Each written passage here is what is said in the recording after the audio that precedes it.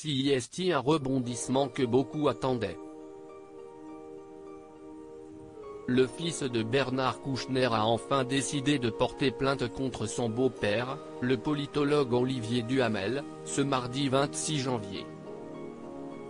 Une décision qui fait écho à la publication du livre La Familia Grande de sa sœur jumelle Camille Kouchner, dans lequel elle lève le voile sur un sombre secret familial. L'avocate y révèle en effet les terribles agissements d'Olivier Duhamel, qu'elle accuse d'inceste mais aussi de viol sur mineur, notamment envers son frère jumeau Victor, de son nom d'emprunt. L'ancien président de la Fondation nationale des sciences politiques est aujourd'hui visé par une enquête pour viol et agression sexuelle sur mineur de moins de 15 ans. Si la plainte déposée par Victor est particulièrement incriminante, elle se veut surtout symbolique puisque les faits dénoncés sont en réalité prescrits. Victor a eu 18 ans en 1993 et à l'époque, la loi sur le délai de prescription était de 10 ans.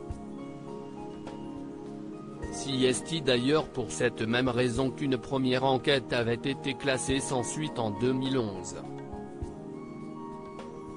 Comme le rapporte Le Parisien, à l'époque, Victor avait cependant refusé de porter plainte, de peur de voir son équilibre familial et professionnel entaché par l'enquête.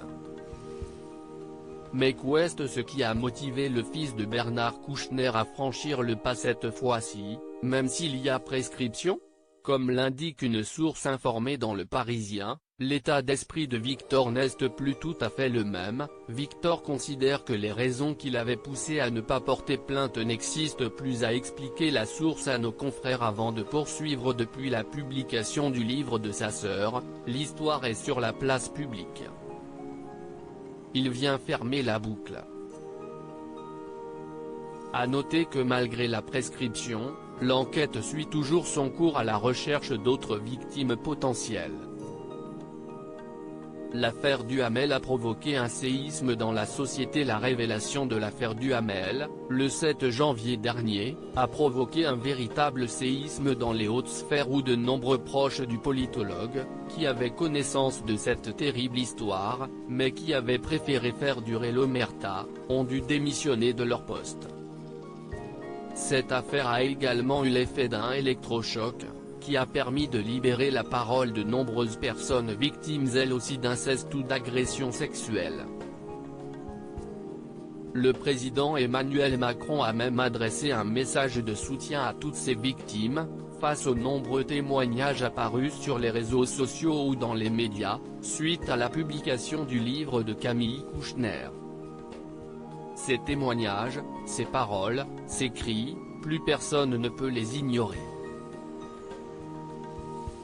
Contre les violences sexuelles faites à nos enfants, CIST aujourd'hui à nous d'agir, a ainsi fait savoir le chef de l'État dans une vidéo où il salue le courage de ces personnes qui sortent aujourd'hui de leur silence. Le mari de Brigitte Macron a également appelé à la mise en place d'un accompagnement à la reconstruction, en assurant que les soins psychologiques des enfants victimes de violences sexuelles seront remboursés, et en annonçant que le délai de prescription à 30 ans à compter de la majorité a également été allongé.